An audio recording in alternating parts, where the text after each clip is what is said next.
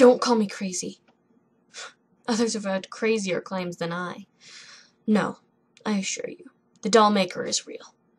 Dispel all proof you have to disprove its existence. I can tell you firsthand that it is real. How, you ask?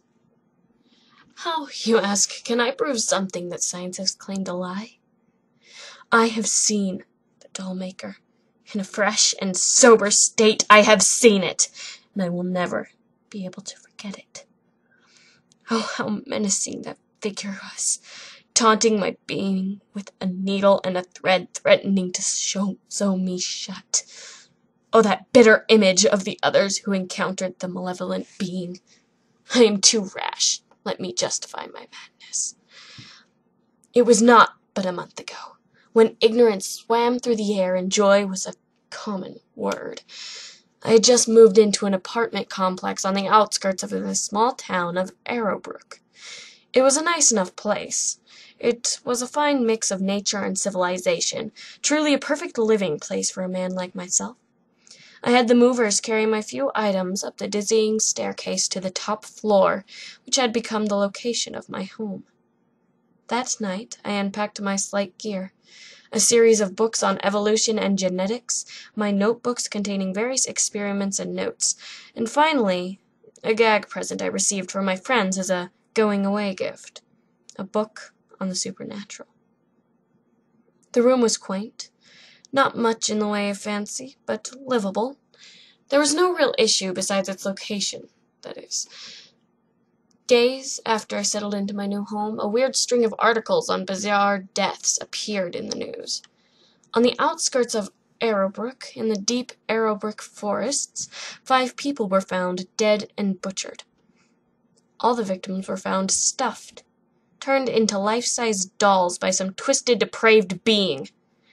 The doll-maker murders is what the newscasters dubbed them, and before they knew it, rumors of a more supernatural force behind the murders rose. Witchcraft, some claimed. Vengeful spirits, claimed others. Most agreed that no mere mortal could forge such a nightmarish scene. Most, except for me, that is. I was skeptical from the start. I was a man of science who had better things to do than worry about some man with a depraved doll fetish. Or so I thought. When the rumors spread to me, I thought nothing of them other than false claims created from paranoia and fear. I used all my knowledge of anatomy and psychology to prove how this could be done, and how disturbed you would have to be to do it. However, in most of my cases, I fell flat. There always seemed to be something that stuck to me. Whether it was the fact that the victims had no previous records of existing, or that they found no trace of the doll-maker at the scene, I was convinced that these murders were nothing but hysteria, and that there must have been some evidence to the victims' identities and the identity of the doll-maker.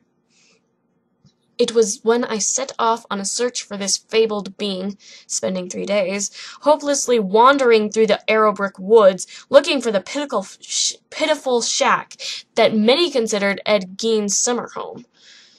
Halfway through the first day, I realized I had no real clue on the location of the doll-maker's domain, and I only knew vague directions through rumors and from what I read in the articles. The only directions I could gather was that the shack laid about 12 miles out from my home, deep in the forest. The second day was better. I was able to find a clear path, a path I speculated was made by the police, by their vehicles.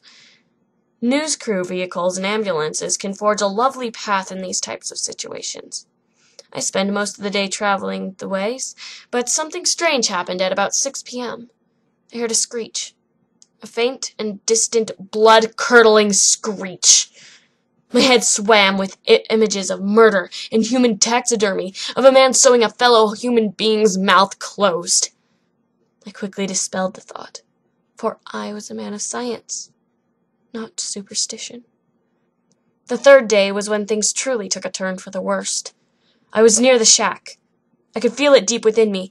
I could finally dispel all those dreaded, nasty rumors that had spammed my ears for weeks.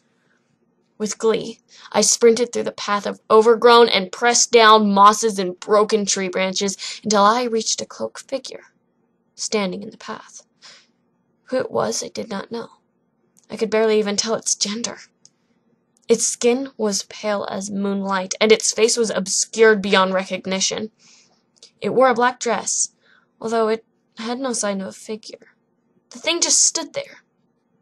I stared at it, and I could feel that it was staring at me. Time stopped, and fear truly began to sink in. However, I stood my ground, staring down the thing. Calmly, it seemed to just turn around and walk away. I just stood there, staring into the same place as before, staring into space and nothing, reconciling what I had just saw. My first thought was that it was the doll maker, but I quickly dispelled those thoughts, and simply thought her to be a foreign woman who was exploring the Arrowbrook woods. Then it occurred to me. Why would a woman in a morning gown be in the center of a forest? And why couldn't I make out what her face looked like? I shrugged the thoughts off and continued my venture. Later that night at midnight, my skepticism was shattered. I reached into the shack that I believed was the home of the doll maker, and I made my way inside. It was quite easy, seeing how there was no door and not much in the way of glass in the windows. I carefully stepped in, looking to my left and to my right. I still had a great amount of doubt in me on the existence of the doll maker, but after a while, even the rumors became possible to a mind like mine. The room was dull, empty, decaying. Mold was plastered to the walls, as if it had always been there. I wandered further still into the room, my gaze locked in constant search for some sign of life. When I reached the center of the room, I noticed a staircase leading down into a pitch-black pit. Cautiously, I plunged myself into the deep abyss. The room I found was dark, eerie, and the darkness plunged everything into obscurity. The darkness pressed against my skin as if it were trying to become me. I shrugged it off, rapidly rubbing my hands against my arms. The temperature was bizarre. It seemed to have been so much colder than the poor, pitiful shack above. The room, while obscured, was visibly complex. Large, strange structures of cloth, metal, and unidentifiable substances that could only be described as the hides of some large animals. I reached into my pocket and pulled out a flashlight. Oh, how I had wished I had forgot that infernal torch at my home. If I had, I would have died peacefully, instead of having to witness the horrific events yet to be told. I shone my light on the wall to reveal grotesque masks and human-shaped figures, each one a victim of the doll maker. I started to shake as I stared in horror at the dolls. I could not move. I dropped my flashlight and spun back to the staircase, only to realize it had vanished. The horror sunk in quicker as my light began to fade. The drop had done a toll on the light. Unfortunately for me, it was my only source of light, and I was about to plunge into the darkness. Now, my superstition had been demolished, and now I was a firm believer in the doll maker, in shades, in evil. That was the first time I ever broke into tears and prayed. I prayed for my safety. I prayed for this to just be a dream. I wanted this to have just been an hallucination. It was when an unearthly chill was sent down my back that I knew that praying was not going to help me here. I looked up, shivering, cold, and afraid, to see a tall being standing before me, face obscured, dressed in black, and flesh as pale as moonlight. I fell backwards, crawling back as the figure approached. It mumbled words of languages that no human knew, and held its hand out as if it were telling me not to be afraid of my fate. For a second, I wanted to take its hand and accept my fate. However, I didn't. I stood up, legs weak and trembling, and I screamed.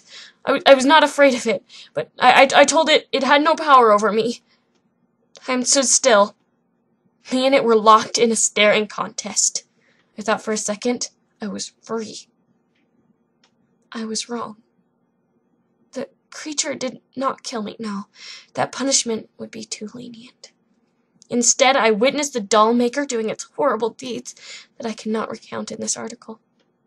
The scene was beyond graphic, beyond shocking, and beyond disturbing. The next thing I remember, I was in a hospital bed, being held down by several people, screaming, "The doll maker is real! You must believe me! I'm not insane! Get your hands off me! I'm not insane!" I was told I imagined the entire thing. I was told there was no doll maker. But now, I believe that the doll maker is a fact. How do I know, you ask? How do you know I'm not insane? When I was deemed cured, I returned home to find a life-size doll sitting there.